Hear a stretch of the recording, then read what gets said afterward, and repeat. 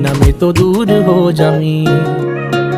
ओ सागर दियां छल्लां वांगू जिंदगी है बड़ी टेढ़ी मेढ़ी, कित्थे लैके चलीए जावे पता नहीं कुछ भी की है कहंदी। उच्चिया लम्मिया पहाड़ा वांगू दिसदी नेड़े दूर रहिंदी, जिथे कोई सार ना होवे बारिश भी है उत्थे पैंदी। देखा ना जे तैनू मेरे दिल नू साली चैन नहीं पैंदी, जो हुंदा चंगे लई हुंदा दुनिया एवें झूठी कहंदी। उड़ जांदे जद पंछी मुड़े उन्हां नू घर दी लोड़ नहीं पैंदी।